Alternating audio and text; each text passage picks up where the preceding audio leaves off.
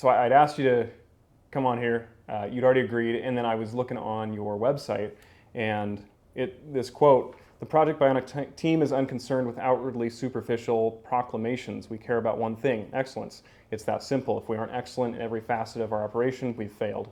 So, tell me about that. Where does that ethos come from? Because I get that from you. I see that here. Where does that come from?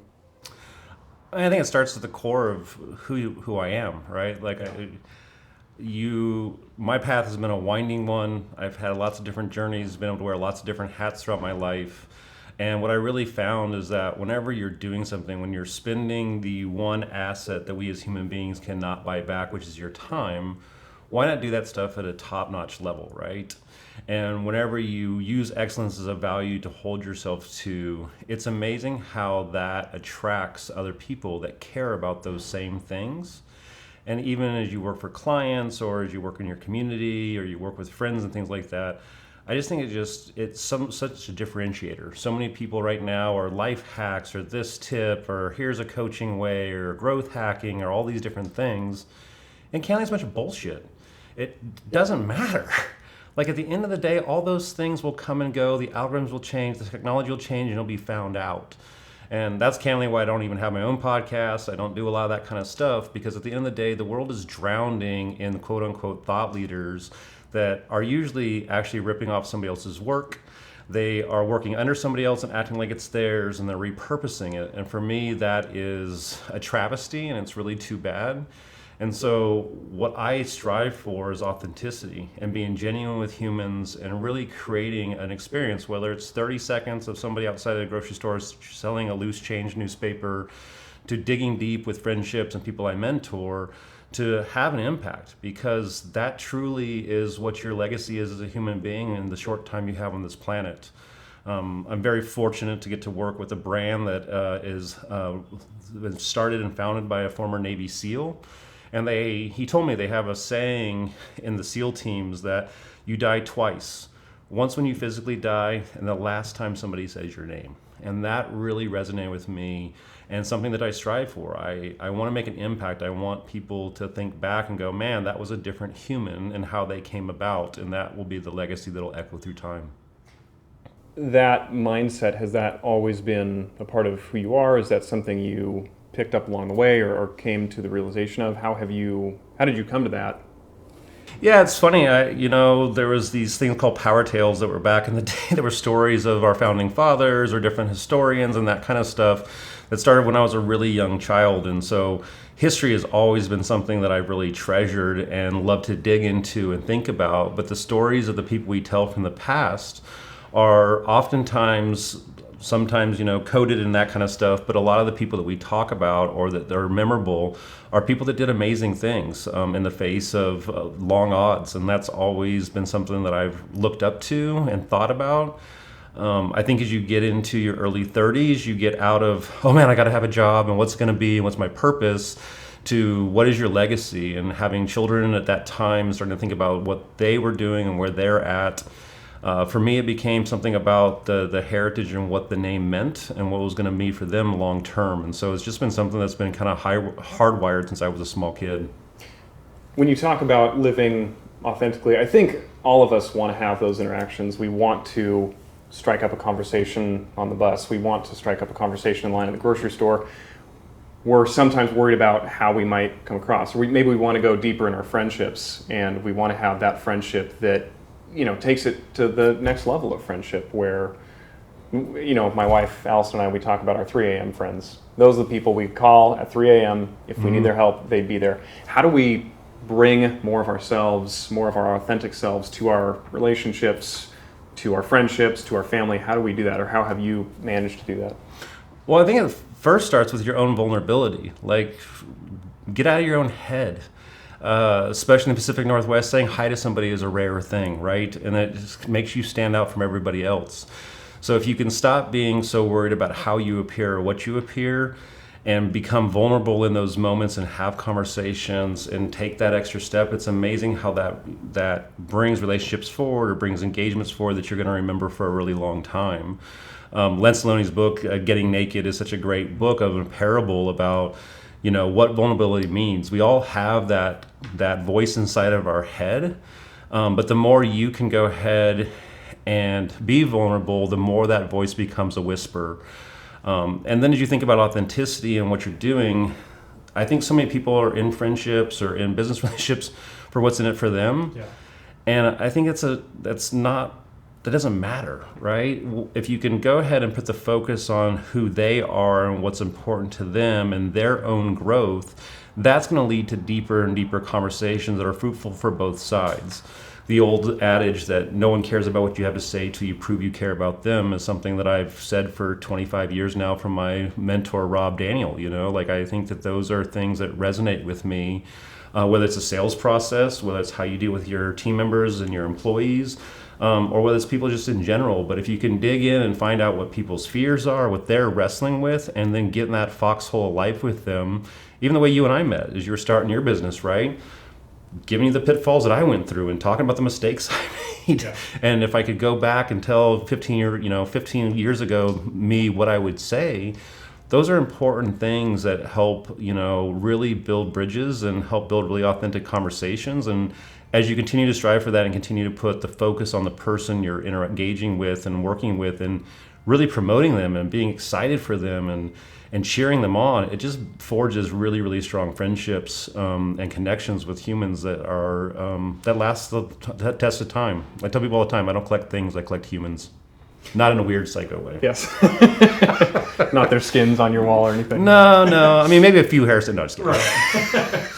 So tell me about that people side, because at this point in your career, and correct me if I'm wrong, a lot of what you do is people. A lot of what you do is people, whether it's the employee side, whether it's the client side. I'm sure you do some strategy, some in the weeds stuff. But in regards to people, how do we get better at people? How do we get better at putting people first? How do we get better at understanding what their needs are and go beyond platitudes like, oh, listen more or put them first? How do we, do you have any tactical advice for how you've managed to do that? Because it seems like you've built a really strong team, you've built a really strong brand, and you don't do that unless you're able to effectively work with people. Yeah, again, it goes back to my childhood. I was fortunate. My father was a minister, and he was working with people in all kinds of different areas. Their ministry really focused on college kids, right? So you're in this really amazing time of life where you're free of your parents, you're experiencing the world at that time, but you're also figuring out what, kind of plotting your course in life. And so to watch my dad working with young men and young women to build up who they were and where they were going, even outside of the religious side of things, right, was really interesting to see. So candidly, people have been my game forever. That's what I've always thought about and cared about, is the humans, because I think the world is so devoid of people who are really caring about one another. And I think that when you meet somebody that's different and puts others first, it completely changes kind of how people think about things, and it becomes very infectious at the end of the day. I think that to really be in with people starts with intentionality, and intentionality has to come from time and focus. And so, every day in my meditation sessions, thinking about the people that I've worked with or run into and celebrating them and thinking about where they're at and what might mean something to them is really important. And then after those, as your day goes on, truly taking actions. If you think about somebody, take the 30 seconds to text them and say, hey, you just popped into my mind, right? I've started, I thank God for Facebook, but capturing people's birthdays and just putting them into my own personal calendar and getting used to calling or texting them on things, right? And there's some friends that we had an amazing chapter or season together that we've, fallen out of touch or those types of things, but texting them once a year sparks kind of new growth in that. And, I think as you get into your own head, if you're focused on yourself, when someone comes barging into your life and says, hey, I'm thinking about you, it's a totally game changer, right? People, they want the three basic things. They want the food and the housing, but they want purpose and community, right? And if you can supply that and think about that and take that extra step, that goes a long way to starting to build that kind of people first mentality. Yeah, because I think we're so consumed with our own selves and we're thinking about ourselves 96, 98% of the time. And we're so concerned about what others will perceive of us that we neglect to do that outreach that we ourselves would appreciate. I've started doing that as well. When I think about somebody, it's like, yeah, why not text them? Yeah. It takes 30 seconds. It's a great thing to do, and I think the small things that we do, I really do think that those add up, because this moment right here, this is all we have, right? Yeah. The past is gone, future doesn't exist yet. This moment is all that we have, and you stack those moments on top of each other, and that's your entire life. Yeah, and time is fleeting, life is precious. Just this week I lost one of my employees that I hired door to door when I first moved to Seattle, right? And she was a ray of sunshine, was an awesome human being. We had lost touch for the last few years, and I kick myself now because I never reached back out to her, didn't wish happy birthdays, things like that, and that resonates. When I started the company, I had a good friend named Shay who lived back in Kansas City in northwest Arkansas. And we did a lot of stuff together and that kind of stuff, and became just best friends in a lot of ways. And unfortunately, after his 36th birthday, Shay died of a major brain aneurysm. And it was shocking. It was like, we're 36, I was 34. I was like, how can this happen? This is not what you think about your 30s, right? But in that, and in the flight back to Northwest Arkansas to be at his funeral, I really made a commitment to, okay, well, Shay is gone, but his kids are young and they're not going to know who he is. And so my charter to myself was to stay in touch with that family and to ensure that I was there for those kids. And it's amazing to watch those kids. They're both in college now, and well, she's graduated now and that kind of stuff, but they both made Eagle Scout, which was one of Shay's big dreams and things. And so to watch them move forward has been an incredible gift and keeps Shay alive for me. But it's taking the time and the diligence of sending birthday gifts and sending Christmas gifts and just being present. And so you talk about, 94, 90% of your time you're thinking about yourself. I oftentimes, probably regrettably, only think about what I'm doing in myself about 20% of the time. And most of that's done through journaling and meditation to refine how I show up. But often throughout my day, I'm thinking about the human I'm about to engage with and what they're going through, and how can I give to them, or how can I help them, or what's a book or support. And so you're thinking critically about the relationship, not from what's in it for me, but how can you give and give that person wings so that you can build a whole flock together. I like that a lot. I want to shift gears and ask you about Project Bionic. Yeah. So it was started back in 2009, is that correct? And take us back to 2009. How were people thinking about social media back then? It was funny. So prior to that, I was at Intercom Communications, the director of digital, and working on a lot of different things at a traditional radio station, right? And even though we were in a broadcast mechanism, I became very very enamored with sliver casting or narrowcasting. And as I looked at the data sets inside what was then Twitter and YouTube, I realized that this was going to be one of those places that we could start to do that at scale and micro messaging. And I read Google's ZMOT book, and I just thought, man, the zero moment of truth is coming and devices are coming. So it was really exciting. When Facebook came out of the EDU environment, I was like, holy hell, we're here. We can do this at scale now, right? And you could really start to go talk to brands. The other thing is I was traveling a lot for the job, and I had just had my second daughter in 2008. And as I was spending time, I had a couple of great mentors and men that are actually here in Seattle say, dude, don't be on a plane all the time. You're going to miss these years, and they're some of the most important years. Our kids are gone now. I literally sometimes wish that I had lacrosse games to go to, or soccer games, or swim meets and those types of things. And so for me personally, it was time for me to make a change and go back to my entrepreneurial roots. But secondarily, I saw social as being the first place where brands could be taken down off the shelf and become their people, right? They could be something that people could pass around and begin to own in some way. And so I turned in my resignation at Intercom and received a lot of snickers and laughs. I know that there was a lot of bets that when I would fail and where I would go back to and who I would work for someday. And people are like, dude, no one asks somebody where they bought their car online. No one's buying anything from social. Like, you're crazy.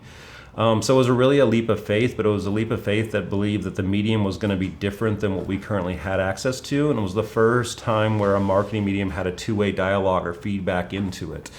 And if you could measure that feedback and you could begin to understand what people were talking about, I also believed you could bring business insights to things. So yeah, people thought I was crazy. People thought that I would fail quickly and that kind of stuff. And over the last 15 years, social media has become the center of the known marketing universe. And so it's been a really interesting journey over the last 15 years in some good ways and some not so great ways. So what did you do with that, the doubts or the Snickers? Did that fuel you and for you to say, well, I'll show you? Did that dissuade you? What was going through your mind back then? I would lie if there wasn't a piece of me that was like, oh yeah, I'm going to show you, right? I would lie. I think as I've gotten older, though, that has definitely evaporated for me. If you think something that's awesome, I appreciate your opinion, but it's not important to me at the end of the day sometimes. And so I think it was more about the mission of really trying to connect brands in a more authentic way. And I was excited about that, and I didn't really care what other people thought. I saw something that I thought was going to be different and would set brands apart that were embracing it early. I saw it as a place that could change how we as even humans interacted. And so I was very bullish on that. So the Snickers and the jeers were not necessarily something that I really even cared about. I've always kind of been that way. I don't really care often what people think. I've always been kind of a lone ranger in that sense. Both in social media and life, we have to continue to evolve. Roy Williams has this incredible piece. I should send it to you. He's a radio guy. You familiar with him? Mm-hmm. Okay, yeah. So he has this incredible piece about different eras in he's talking about men because he's a man, but different eras in a man's life. And he talks about how the 30s, 40s, that's when you start to think about, okay, what is my purpose? What is the mark I'm going to leave on the world? Like you were saying earlier. One of the things he says is the saddest thing is men who get to their 60s and instead of getting 30 years of experience, they've gotten 1 year of experience 30 times. How do we ensure that, whether it's social media is ever evolving and you have to continue to evolve with it, so on the business side, or maybe it's the personal side where I see people in my life that have remained stagnant and it's like, it's just so damaging. How do we ensure that we're continuing to evolve, continuing to learn? Yeah, I think there's three key things in it. First is your own accountability to yourself. And I hold that in my diaries and my journaling and my goal setting. If you're not plotting that course and you're not being diligent in that and taking the time to do that, then your mind will run over you and will convince you that you failed, even sometimes when you're very successful. If you look back at some of the musicians or athletes and stuff like that, the number of them that really never thought of themselves even after they died, up until the time they died, of them being who they were is pretty amazing, right? I think secondarily that we have to become at least change agnostic to change lovers. The world is changing, it's changed radically. My grandmother on my mom's side grew up very, very poor, and she remembers when the men came and strung the lights, but their house didn't get hooked up. She remembers listening to her first radio through a hot pane glass window or sitting on a hot street watching a television for the first time. And so, I think it was 2008 or 9, we gave her an iPad, and she was just absolutely fascinated. She could hit a button and see somebody, right? And so we have to realize that things are moving forward, and you're not going to push them back. And I sadly see so much vitriol and hate and fear being based in change. And if they embrace the change, it changes how it looks. So you have to become a change agent, become comfortable with change. And then last but not least, this whole fail fast and fail up and all that, that's where people continue to go through and have the same 1 year because they never understand the grit and determination it takes to push through those things. And yeah, there can be failed business models and that kind of stuff, but really though, it's about how much you want it. Randy Pausch, he was a professor at Ivy League School. He was on Oprah and talked about the walls are not there to keep you out. They're there to prove how much you want something, right? And I think so often in our society now, we're so prone to give up and quit and just go do something else. But you then never understand the path that's going to get you to that mountaintop. You just go back to the bottom and start another path, and it gets hard again, and you just go back to the bottom, right? And so I think it's about that dedication. I think it's about the mindset. And I think it's about the accountability that you hold within your own soul and heart that really allows you to go ahead and plot a lifetime of lessons and journeys that then contribute to the overall path. Yeah, I've started to realize that nothing's impossible. It's just about 10 times as hard as you think it is when you start out. Oh, whether you believe you can or you can't, you're right. Yeah. My kids get sick and tired of me saying that to them. So I know we're jumping around this conversation, but speaking of kids, how do we make sure, whether it's me, I've got a 2-year-old, or whether it's you, I know your kids they're in their teens now.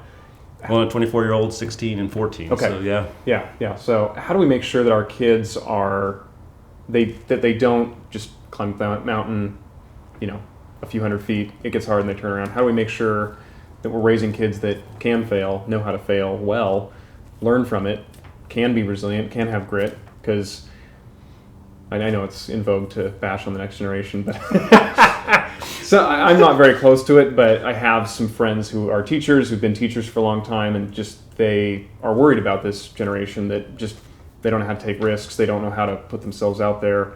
What can we do as parents, or maybe we have other kids in our lives? How do we help our children of this next generation? Yeah, I mean, I think it starts early on. I think, I always tell people in the first 2 years of life, there's only really two things that you can go ahead and instill in children, and it's giving them a schedule and it's food. Giving them a wide variety of food and that kind of stuff can really help a child evolve. At that point, when they get to the ages of 2 to the age they're 6, the only thing you can really install at that point is manners and values, and helping them with those and downloading what those are. And then from 7 to 12, your job is at that point to coach and, coach hard and get in there with them and hold them to their commitments and see them through those things, and do not let them quit. We have a big thing with the kids that, when they commit to something, they're gonna see it through. And they've played for bad coaches, they've had bad teammates, they've had those type of things. If you cannot tell, athletics and sports are a big part of my life. And so there's been times where they come home and be like, I want to quit, or I want to go play a different sport. And it's like, no, we made a commitment to finish this, and we are going to finish this. And once you get through with that, then we can have a discussion about something else. And so it's not about telling what to do. Allow them to pick, whether it's ballet or drawing or guitar or basketball or football, whatever it is. Allow them to chase their life's pursuits, but hold them accountable to those things. And when they make a commitment to a group of people or a teacher or learning something, get them to give you a timeline on that. If it's not a sports season, give them a timeline of, you're going to do it for 2 years, you're going to do it for 6 months, right? And then make them follow through with that commitment. Not a draconian way, in a way that allows them to see that they can push through those things and begin to learn that part of getting through life is that grit and determination to do it. My son is a very gifted athlete, and he loves to play lots of sports, and he thinks because he picked up a golf club that he should just be awesome at golf instantly, or he went to play lacrosse and he should just instantly be good at that stuff. And so over the years, reminding him that it's going to take time and dedication, and now whenever he's thinking about his sports, he's going to the gym, and he's putting in extra time and extra practice, and he understands that regimen of things. I still have to remind him, he's only 14, so there's something going on. But it's really cool to watch him grind through those things and remember those things, and now taking extra time and dedication to hone his craft is amazing. And I think also, it's the social media guy is going to say this, but I think we need to teach our children that just like drugs or alcohol or sex addiction or whatever, that being addicted to anything, food, chocolate, social media, whatever it is harmful. They can be tools and they can be things that happen, but make sure they understand it's a tool and not a have to have or not an addiction for them. And we work a lot on that with the kids and things like that for those things. Okay, so let me ask you kind of a controversial question. Yeah. How do you square what you do in your professional life with social media marketing, with recognizing the harms, recognizing the harms for your own children? How do you square those two things, or how do you think about those two things in your mind? I think if done correctly, and through what we do as a company at Project Bionic, is help brands that we believe in and help them get their message out there in authentic and clear ways. Now, on the flip of that, in my personal life, my kids were on very regimented time schedules when it came to using technology early on, or their access to social media was very restricted, or those types of things, and we built those habits up. Parents that have gone ahead and taken parenthood and given it to the internet, and now we're blaming the internet for it, are laughable and horrible human beings, in my opinion. They're not taking accountability for what they're at, and they're chasing their own pleasures instead of putting their children first and ensuring that they're raising great digital citizens. Social media is not going away. Shoot, VR is coming. AI is here. All of those things, and we need to teach our children to be great digital citizens, and part of that is how they consume, how long they consume, what they're doing, and those things, and you need to be building that from a very, very early age with people.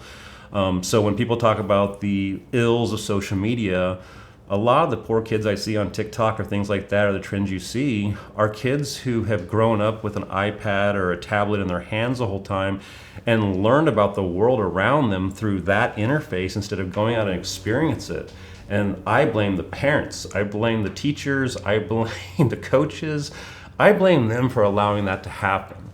And so I think that, like anything, alcohol can be awesome. But too much alcohol is a bad thing, and we need to be, you won't let your kid drink a fifth of Jack Daniels every day. Why are we allowing them to drink a fifth of social media every day? Where do we go for education when it comes to social media? Because I think the world probably looked exactly the same 2,000 years ago as 2,050 years ago or 2,100 years ago, where parents, the things that they knew, they passed down to their children, where now it seems to be almost the opposite, where the children are teaching the parents about certain trends, and with technology moving so fast. And I think about that a lot, where, well, of course, my parents didn't teach me about social media because they didn't know. They weren't ever brought up on it. So where do we go for that kind of education? Where can we go to? Because I think there's an internal sense. I think we all have an internal sense, but how do you think about that? There's some great resources out there around stuff, around, parenting and digital stuff. I don't know any on the top of my head, right? A lot of what I've done has been through my own research and being in the industry for 15 years. But as when I think about learning, it's just like the fire. The first fire was something that somebody had to burn themselves, right? Yeah. Like that was part of don't do that anymore, right? And so I think it's about parents getting really crisp on what the dangers are and what's going on with it, and then building guardrails and enforcing those guardrails when it comes to the usage of this stuff. My kids, for a long, long time, it was one of those things where I picked up their device and I better know how to access it. And if I didn't get into it, they lost it, right? But then I would look through and examine their stuff. Now they're teenagers now and they're past the age of 13, so I trust them now to use it the way they're supposed to and do the right things by it, and I don't need to inspect that anymore. But so many parents gave a kid an iPad at their Applebee's dinner and let them sit there for hours on it, and then all of a sudden the kid turns 13, they don't understand what's going on with them, and I'm like, well, dude, you've been allowing this to happen for years, and this is how their framework and how their neurons have been formed on things.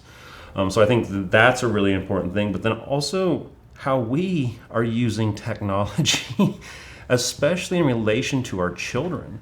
I see so many kids come up to their parents who are on their devices and start to talk to their parents. Their parents go, hold on real quick, and they're answering an email. Or they're looking at a video, for God's sakes, and I'm like, do you know what you just said to that child? You just said to that kid, what you are doing on your mobile device is more important than they are. Right. And when they get to be a teenager and they do the same thing to you, you're the one that created that. It's like that old drug ad, I learned it from you, Dad, right? And that's a lot of what we're doing. We're patterning that kind of stuff. And so I think the new generation is incredible, personally. I've had great luck with millennials. I've had great luck with zillennials. I have alphas now, right? Like, I enjoy the hell out of them. And I think that as a historian, I love to watch how they're changing and what they're coming to. My son at 12, 13, and 14 years old, I've had conversations with about politics or global things going on or climate change or things. I never even had the capacity to have those conversations with my parents, right? And so instead of being intimidated by it, we need to learn to harness it. We need to learn to hold accountability in it. And we need to have good habits ourselves and mirror those back to our children. And make sure that when your kids come up to you that you put the thing away. And make sure they feel valued in it and make sure they know they're their priority. Yeah, I was watching a film recently, a documentary, and there was this 10-year-old talking about the ills of racism and structural racism. You're 10. Yeah. I didn't start thinking about that stuff when I was like 25. Yeah. Goodness, I yeah. mean, shoot, I sometimes didn't think about it till 10 or 15 years Yeah, ago, you know? yeah. Like, it's been one of those things that, and I think that's what's interesting about social, is social has torn down the walls and taken the city square from the middle of the city to being online. And now if you're doing it in a proactive and a way, and you're making sure that you're consuming great content, that what you can learn and how you can do things is unbelievable. I traveled to South Africa with the kids and to Egypt in 2019, and to watch how Meta is used there is much like we use the web in the United States. Meta is their ecosystem. It's how they communicate with their friends and family. It's how they video chat. It's how they talk. It's how they connect with businesses. They even pay through it and those kind of things. And it's amazing to watch that town square happen. And I think sadly in America, we don't put discipline into how we use new tech or how we look at evolution of trends. So often the trends are what wag the people versus going through and truly thinking about like other countries have, and even third world countries where they're just excited to be connected and to be able to call their Aunt Joburg that they haven't seen in 9 years, right? It's reconnecting people, but it's also facilitating conversations about things that have been hidden or in the darkness, and that's social. Social is a giant flashlight that you can shine on something. Now, with fake and bots and some of that kind of stuff, there's a whole nother layer right now that we're having to deal with, but I also believe this is a point in time, and some of that's going to be fixed through technology and AI as we move forward. Yeah, I'm always uncomfortable with blanket statements about people groups, about technologies. So when social media is bad, is it though? Like, I'm sure there are certainly bad things about it. We're all aware of those, but there's also positives to it, and there's lots of those as well. And I think it's easy for us to think in binaries. It's a lot harder for us to say social media has a lot of bad. It also has a lot of good to it. Yeah, so did TV, so did rock music, so did rap music, so did hip hop music. Like, the list can go on and on. I'll never forget. Again, I grew up very religious, but I remember Bart Simpson was going to end the world, and stuff like Cowabunga and Eat My Shorts Dude were like, oh my God, I can't believe they're even saying that, right? And that's going back to my point. That's where we have to be change agents. We have to continue to flow and move with it and that kind of stuff. You know, got to get down with the Skippy, Ohio, and that kind of thing. You know, at the end of the day. I was looking at your LinkedIn before this just to get ready and prepared for it, and I noticed your LinkedIn profile picture is not some professional headshot. It's you on a swing, and so you are somebody who's managed to be.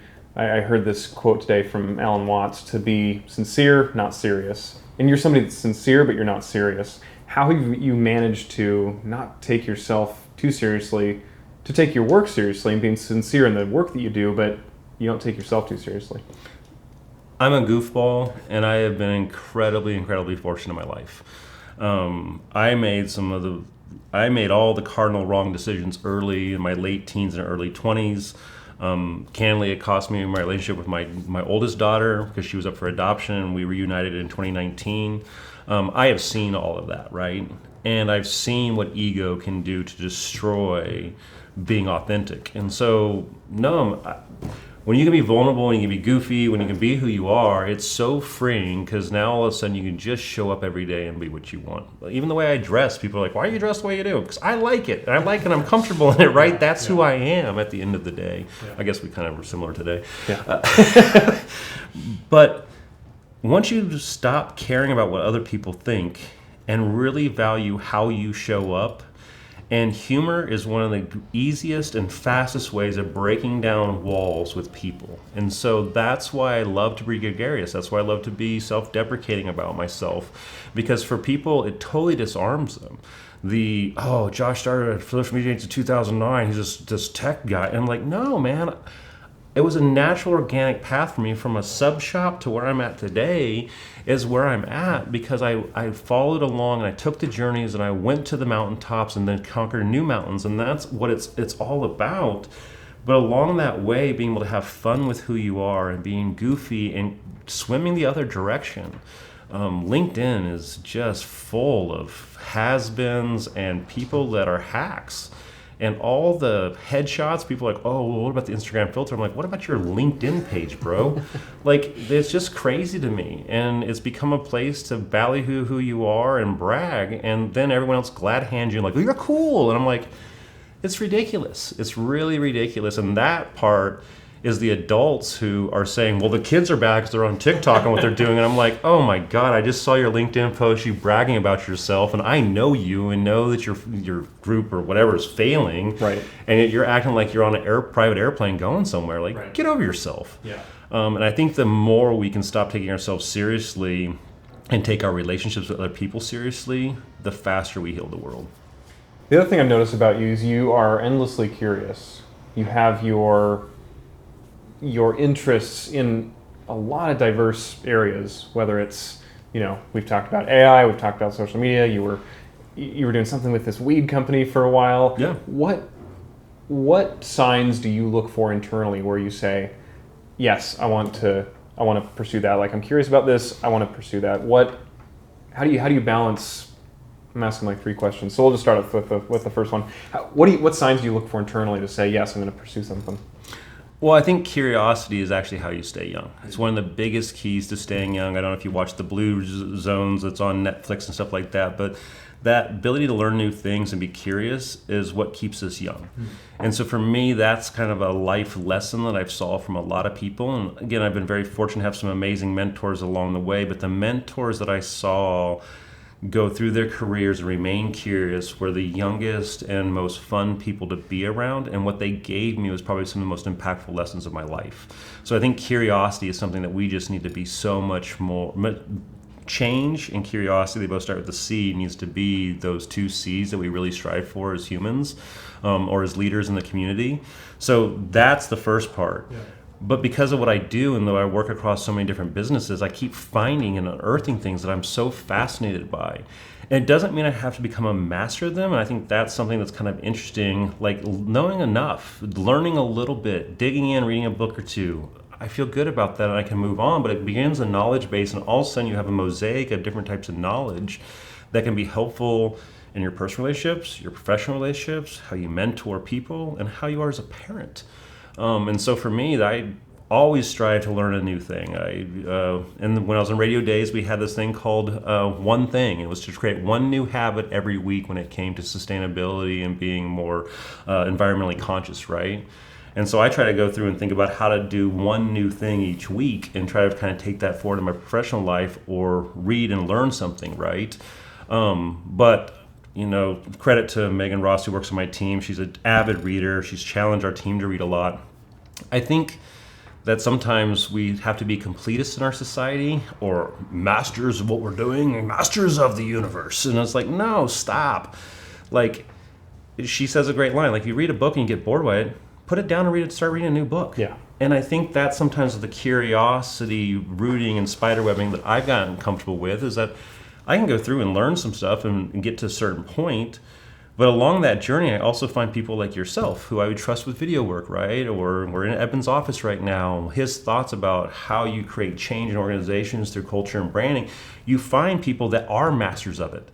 And so you can know a little bit, but I don't know how to have to rig all this stuff up and do it myself, right? I know someone that can do that. I got a guy. Yeah. And so I think that sometimes when our curiosity, you don't have to become a PhD at it. Learn enough to go ahead and enable in your life and be able to go ahead and challenge others with that type of curiosity, or how they can apply it. And all of a sudden you become a Swiss Army knife in your knowledge base and how you can be effective for people. One of the things I've noticed is there are certain lessons you can learn through teaching. There are certain lessons you can learn through conversations like this. There's also lessons that you have to learn through experience. What are some of those lessons for you where you have had to go through the hard experience to learn? Oh man, there's a lot of those. I'll go back to, my oldest daughter, Fiona, is like, giving her up was a moment in time. I had been so selfish and I had been so focused on me and my own glory and what that looked like. And it wasn't until she came into my life that I was like, oh my God, I have to completely change who I am. And a lot of that changing was stop lying to others and stop lying to myself. And as I went through that process, I think that all of a sudden who do you want to be, and building to that process and going through that journey really instilled in me that we can do anything we want. We can become whoever we want. but it takes dedication. I lost most of my friends in Texas whenever I went through this change. My inner circle were all hooligans at the time, right? Now we've all reconnected and everyone's out there and that kind of stuff, but you have to be willing to go into the desert by yourself sometimes, and you have to be willing to go through those moments, is what I learned. But being steadfast in who you are and what your values are so important, because they're really the North Stars of how we get to where we want. I think then on top of that, it's as you go through those processes, the realigning of the boats on a daily basis. I talk a lot about the Polynesians finding the Hawaiian Islands, because I find it one of the most fascinating stories in history.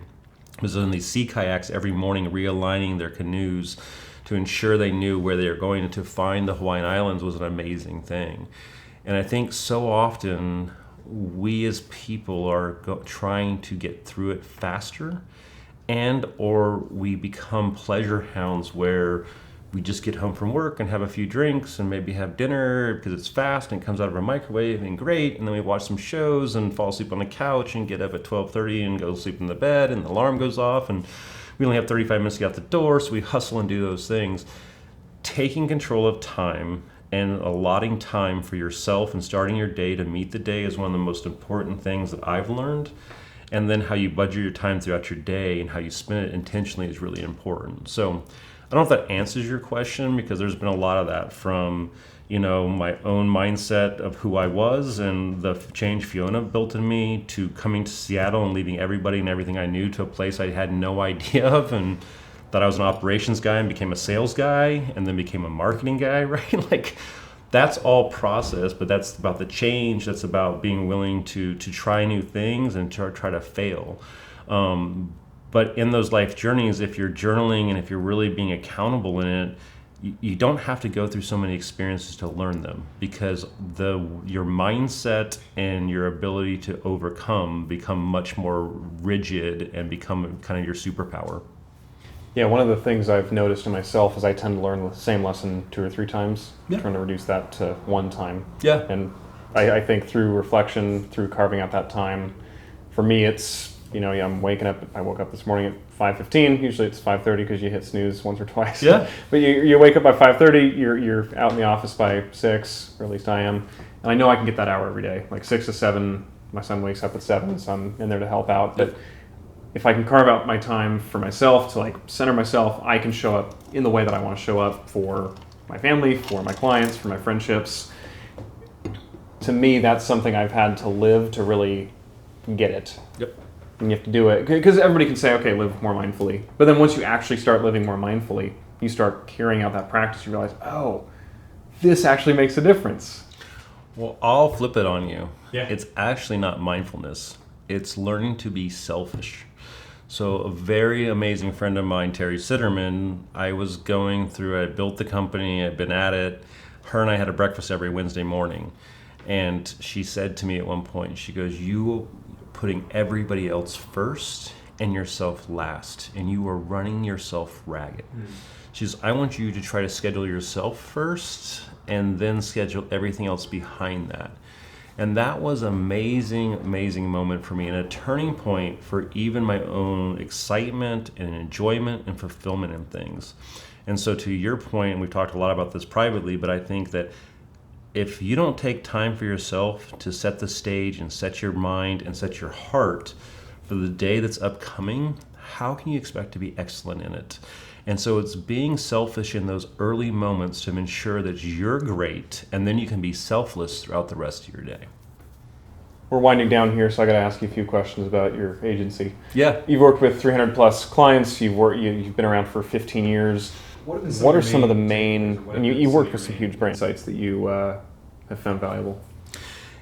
Yeah, again, going into a client or a prospective client and truly being curious and truly thinking through who they're going to be and what keeps them up at night, and thinking through their fears and their goals, it really unlocks a lot of different things, right? So putting the client at the center of the focus is really, really important. I think secondarily that having the backbone to stand up to clients and protect your people in the team and protect that is also a really important lesson. Not all business is good business, and sometimes people act really sane when they're dating, and then you get married and they act insane, right? Yeah. And so being willing to go ahead and cut those things short is really important. But I think that people want to learn. They don't buy things they don't understand. So if you're representing a new product like social was 15 years ago, it's not about coming in there and, people call themselves mavens and witches and ninjas and all kinds of weird bullshit, right? When this all started. Yeah. And it was a power play. Yeah. And for me, it was more explaining what I thought historically was happening, is that we were going to a time pre-industrial revolution where people were living in smaller villages. And in those villages, we all have the same marking, which is the outdoor sign, but that's not how you picked your vendors. You walk up and say, Taylor, who do you use to go ahead and shoe your horse? And you're like, I go to Johnny. Right. And that's who you went to. And we all knew everything about one another, right? Because there was no windows and no doors. And so if, Uncle Pete had a propensity toward young kids, we knew that and kept the young kids away from him. And so it was a safer, kinder, gentler place. And those merchants that were executing business on an excellent level began to go through, and they could hand that business down for generations at a time. As the Industrial Revolution happened, and all of a sudden now we started forming in these large cities, all of a sudden we didn't have the need to be so tightly banded, and so we began to splinter ourselves around race and religion and nationality lines, right? And it became so noisy that in the 1970s they talk about you could only touch between 9 and 12 people, and people have taken this forward now into management theories and stuff like that. But in that small village time, those were 50 to 300 people villages, right? So we as humans were really wanting to go through and connect more. So I think that as you explain that story to customers and said, hey, you can have your own village here, and you can be in this village and you can be meaningful to people, it really helped them understand the vision of what we were trying to do. And that made them buy with confidence and trust us with their brands, even some of the biggest brands as you mentioned, to take that forward and build those communities and activate those client bases, and then also get those client bases to start telling others about them. And that was really magical at the time. I've worked with clients that have not ended up being great clients. You've probably worked with clients that have not ended up being great clients. What are some red flags that you look for in clients, in potential clients? And then after you've answered that, what are some green flags that you've noticed? Well, I think respect and communication. If they can't be honest with you and they don't respect you, then it's definitely not going to work out. Yeah. I think also when you relay your values as an organization and they snicker or laugh, or they talk about their organization and what's important to them, or you look at their glass door and it's a place that's very misogynistic, or they've had a lot of issues with their employees, probably not the place we need to be working, because that's where I want to go. So I think candidly with the web we can know a lot more about people ahead of time now, which is helpful compared to where we were at when I started the agency. But I also think it's having the backbone to go and fire people, whether it's team members or whether it's clients. Having the backbone to say, hey, Taylor, love you, man. It's been a great time, but you're violating these issues, and ultimately, I can't work with you anymore. You've got to be able to take that next step and sever the relationship. Green flags for me are things where you do have incredibly candid, you're in it, they're giving you access to the boardroom, you understand, and they're very transparent about their goals, their revenue, what keeps them up at night. When they can be vulnerable with you from the very onset, man, that is a fertile field to be tilled and sharecropped at the end of the day. Yeah, so it sounds like whether it comes to relationships, whether it comes to client relationships or personal relationships, vulnerability and being willing to just show up as the broken human that you are, who's, we're doing our best, but I think so often we just put on this facade and we put on this mask and we hope to be seen as this person. And for sure, we all have expertise in certain areas, but I think we can tell, or at least I can tell, when somebody's being just true, real with me, authentic. It just takes you to this different level where you can just build this relationship so much faster than somebody that's trying to posture, pose, or pretend. Yeah, we're all a land of misfit toys, especially in our society, and unfortunately, whether it's your parents or whether it's a situation that happens to you, we all go through a lot of pain, and that pain creates flat spots for all of us. And when you can celebrate those flat spots together and help each other through them and look beyond those things and help each other and not expect perfection, I think it's an amazing thing. Excellence is one thing, perfection is impossible. Is there anything you've done personally to identify blind spots? All of us have blind spots. It's just a part of being human that is kind of annoying, but it's true. Yeah. What have you done to identify blind spots in your own life? Because by definition, they're blind spots for you. Yeah. Oh, I got tons of them still. I'll have until the day I die. I think it's, I look at my friendships as a concentric rings, right? So there's a certain group of people in that inner that I do care what they think, and I do care about what their opinions. So I think that that's the first place you start in your personal life. I advocate for people to go out and find mentors. Mentors are people that have gone before you and already climbed that mountain. They can tell you where the glacier is. They can tell you where the crevasse is. They can tell you how to rope up and those types of things, and use those people and ask them about how they see you show up and what they are, and get them to coach you. Be vulnerable with them so they can coach you through, right? I think that that's a super important thing. And I think in your journaling is journal and then read back and start to understand where your mind is broken or where you might be becoming too rigorous in a certain thought pattern to identify other things you need to do, and put those flat spots on your personal goal list and make a dedication to going ahead and changing those things. Tell me about a time that felt like this is all just too much, and what did you do about it? Oh, man, I will never forget. We started the company in June of 2009. In June of 2010, we had 7 employees. I had a $22,000 payroll coming up the next day. I didn't have money in the bank. I had no idea what to do with it, right? And I just went out and spent some time just thinking and meditating and praying, to be really honest, and just clearing the noise to get down to the root of what was happening and figure out where that sat. And within very quickly after that, within hours, there were solutions being presented, right? And so sometimes I think it's getting ourselves detangled from the fear, false evidence appearing real, and then mining down to what the actual core of that thing is. And if you solve that, you solve everything else. I was just working with a gentleman that I've been business partners on several projects. He's got a new project going, and he gave this incredibly long 1.5-hour spiel about all the stuff that they needed and how I could help them and all this kind of thing. But in order for the business to work for them, he needed a registered agent. And I said, why are you asking people for all this work when that is the solution that will unlock everything else? And so I think sometimes being able to go ahead and clear the way to then stack rank those things that are most important to figure out and fix is really, really important. But you can only do that if you give yourself the place and the time and the quietness to do that. Yeah, I think so many answers can be found in solitude. Yep. But it's hard to carve out that time. But then you start to realize the costs of not carving out that time are so much greater than carving out that time initially. Yeah, if you think about getting 1% better every day and where that can take you, think about getting 3% worse every day. It's a pretty scary spiral, right? Yeah. And so you've got it, like the world is spinning, change is happening. I mean, the world is literally spinning and change is happening in real time. And you can become paralyzed in that and a victim of that, or you can get control of the ship that you've been given and get back and rooted into what it is you want to go do and how you get there. And that's so important in going ahead and changing that trajectory.